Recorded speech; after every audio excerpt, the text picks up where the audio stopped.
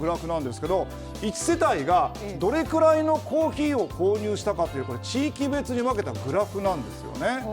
でこれ並んでますけども、関東っていう国も関東連合もありますけども、北海道はと言いますとこうなりました。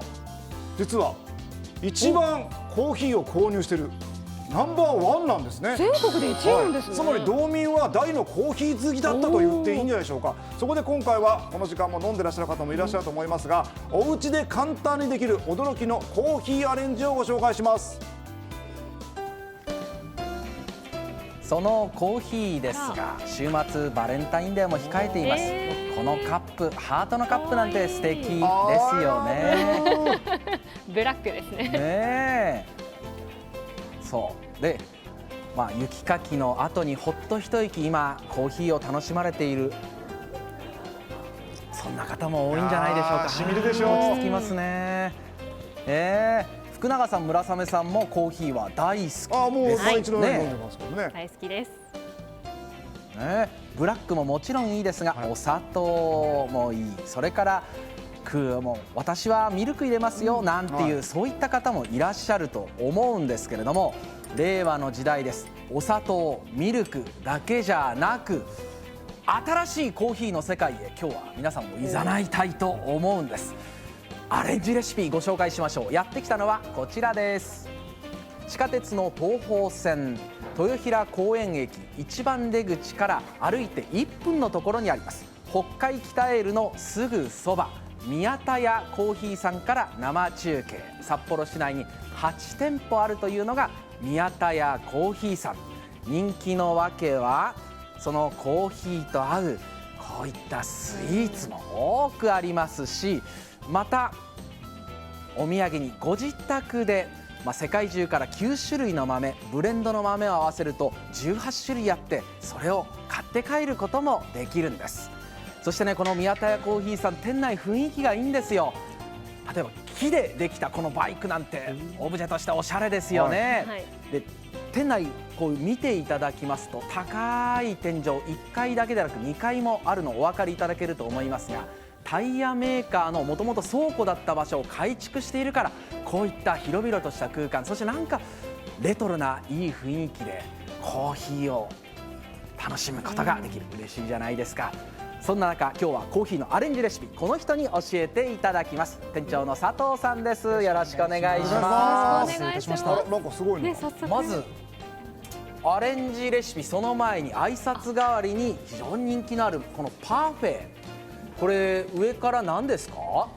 ソフトクリームとコーヒーシロップ、カタラーナに自家製コーヒーゼリーになってます。自家製のコーヒーゼリーがあって、先ほどいただいたんですが、このコーヒーゼリー、苦みがどちらかというと強い方だから、最後にこう味を引き締めてくれて、さっぱりとした、味わいになるという、それがまたいいんですよね。一番人気のスイーツ、これ後ほどスタッフと全部いただきますんでね、よろしくお願いします。では早速コーヒーのアレンジレシピに行きたいと思いますが、お砂糖やミルクだけでなく何を入れたらいいのか。まず一つ目、佐藤さん、何でしょう？胡椒です。胡椒でございます。コマーシャルの前に適当に言ったら本当なのこれ？当たってたんですよ、福永さん。で胡椒といっても何の胡椒ですか？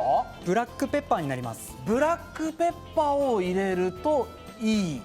で実際に佐藤さんもご自宅でよくやってますということなんですね。今3ひねりしました。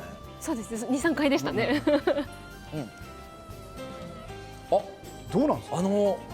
なんでしょう、コーヒーの芳醇な非常にいい香りっていうのはちゃんと残ってるんですけれども、まずブラックペッパーのスパイスコーヒーに本当に早変わりして、程よい感じで、ちょうど3回でしたね今ね。これぐらいで僕だったらもう1回2回入れ5回ぐらいでもいいかもしれない。それぐらいのねのちょっと刺激強めの方が好きな方にはいいかもしれない。ブラックコーヒーがまた違った味わいになって飲みやすい。で香りが本当にまたいい。でさらにこのブラックペッパーだけでもう一ついいものがある。スパイスがちょっと足りない方はこちら、シナモンも入れていただければ。シナモンも、お願いします。失礼します。1、2、3、3ですね。シナモンも3回ぐらい、まあ本当にお好みに合わせてということで、紅茶ならシナモンスティックみたいなのあるんですね。コーヒーですからね。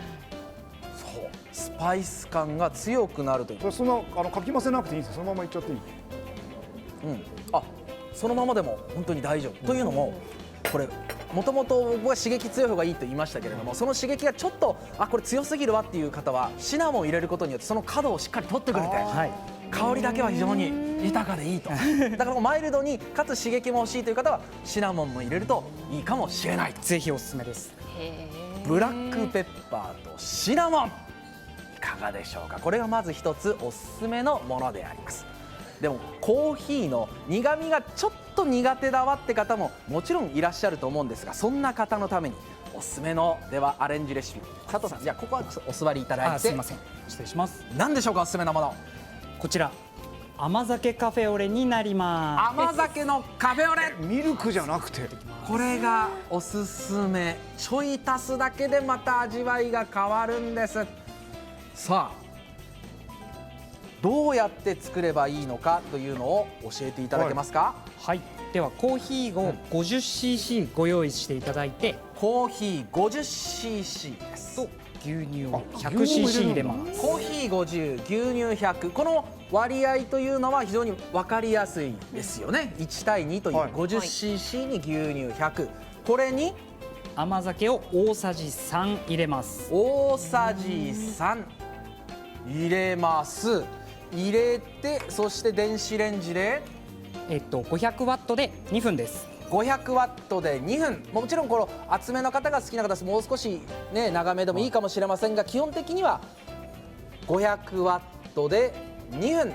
そうすると出来上がり、甘酒が入ったカフェオレ。コーヒーが大好きとお話をしていた福永さん、村雨さん、ちょっとスタジオに用意しました。飲んでみてください。想像がつかないんですけどね。合わせたことないです。まずパッと見がコーヒーに見えないですよね。カフェオレですよね。いただきます。香りはなんかちょっと苦味の中にもなんか甘酒の香りがする。いただきます。いただきます。